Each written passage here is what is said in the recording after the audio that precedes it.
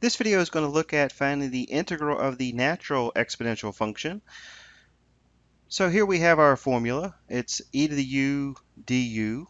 As long as we let u be a differentiable function of x, the integral of e to the u du is simply e to the u. So as long as we have this form where our exponent of e is u and we have the du in the integral here, the integral is simply e to the u plus your constant. So if we look at the very basic e to the x dx, basically what we're doing is we're saying we're going to let the exponent here x, that's going to be our u. And if we take the derivative of u, we simply have 1 dx, or just simply dx. And we have here our du. So if we have e to the u du, then the integral is simply e to the u. So in this case, it would be e to the x. And you're going to find the integral of e to the x is simply e to the x plus your constant.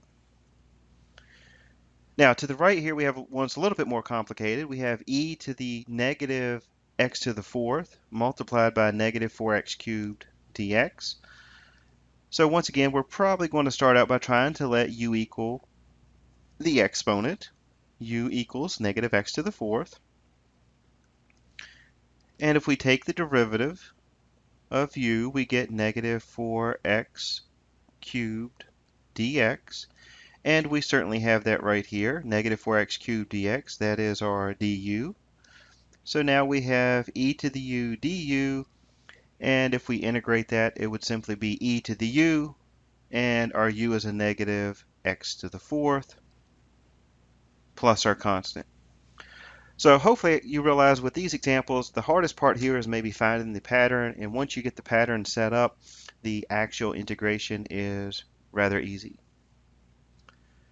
So now we have a little bit more challenging of a problem. We have the integral of e to the x minus e to the negative x, all divided by e to the x plus e to the negative x. Now this is an example where you probably should guess that you're not going to let u equal the exponent necessarily, because if we let u equal our exponent of x, then the derivative of u is just dx. Well, that's not going to help us with this particular expression. So what do we think we want to try to let u equal? Well, if we think back to the previous unit, one of the things we did is we tried to let u equal the denominator. So if we let u equal the entire denominator, e to the x plus e to the negative x, so here we have e to the x plus e to the negative x. That's going to be our u. And if we take the derivative here, the derivative of e to the x, well, we know that is e to the x. Okay. And then if we take the derivative of e to the negative x, then it's e to the negative x. It's the expression e to the negative x multiplied by the derivative of the exponent negative x, which would simply be negative 1. Okay, so if I simplify this a little bit, then our du is e to the x, move the negative over, so it's minus e to the negative x dx.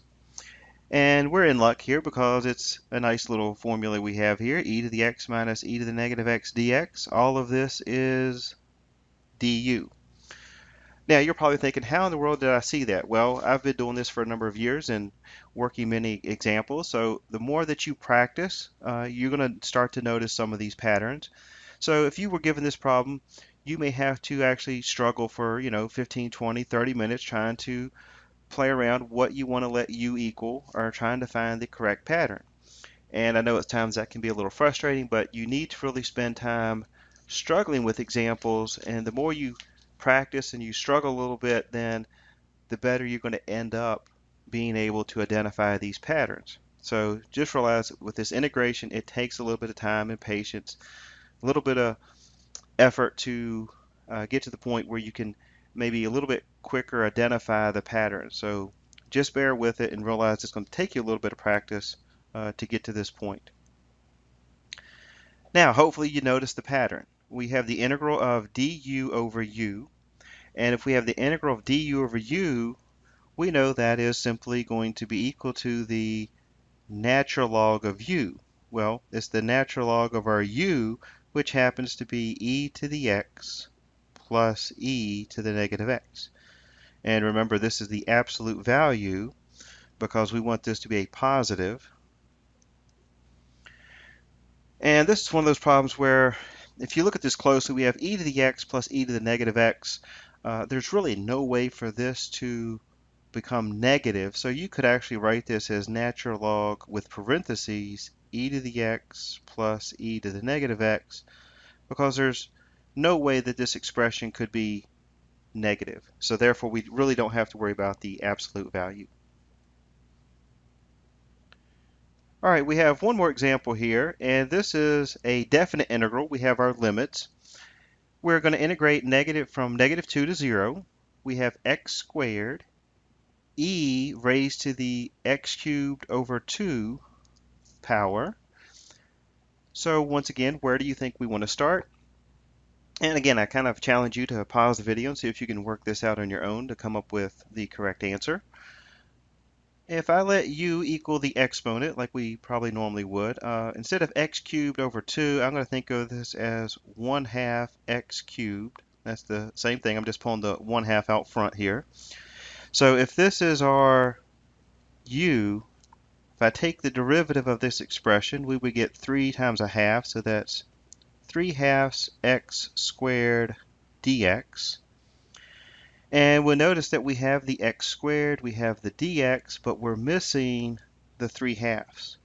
Well, that's nothing that we can't fix because that's a constant. We can certainly multiply the inside by 3/2 and then a 2/3 out front, because once again that means we're multiplying by 1 because the 2's would cancel and the 3's would cancel.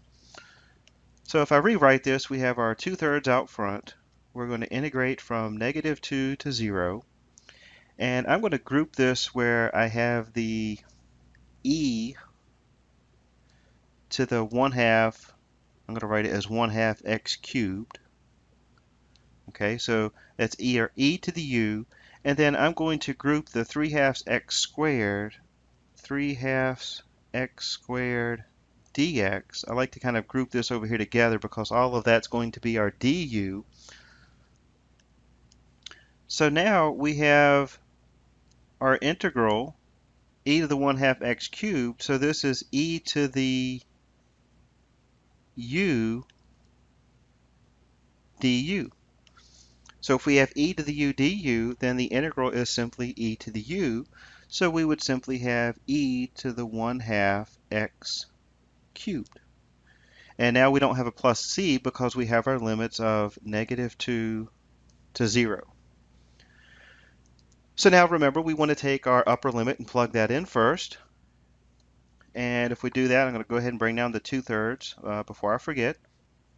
And that's going to be multiplied to everything at the end. So if I plug in a 0, we're going to end up with e to the 0, because 0 cubed times 1/2 is still 0, minus, plug in the negative 2. Negative 2 cubed is negative 8, and then half of negative 8 would be 4, or negative 4, so that would be e to the negative 4th power. And there is our answer. Now at this point I want to show you that we can simplify this several different ways. If we simplify this, leaving this kind of as an exact answer without using a calculator, we could simplify this to e to the 0, which anything to the 0 is 1, minus, and e to the negative 4th, we could actually write this as 1 over e to the 4th. And if we come up with a common denominator, in other words here, 1 over 1, we could think of this as e to the 4th over e to the 4th, right? If we get a common denominator here. So we could then write this as 2/3 times e to the 4th minus 1 over e to the 4th. Okay, now I'm just showing you different ways you could simplify this. So if you're trying to match an answer up with a multiple choice question as a possibility. And then of course we could actually multiply the 2/3 in, so we would have 2 on top, so that's 2 times e to the 4th minus 1, and I would probably leave this factored. You could distribute the 2 if you would like. And on the bottom you would multiply by the 3, so you'd have 3e to the 4th. So this maybe looks a little bit nicer. So this is one possible simplification for your answer. And of course, we could always enter this into the calculator and get an approximation of 0.654.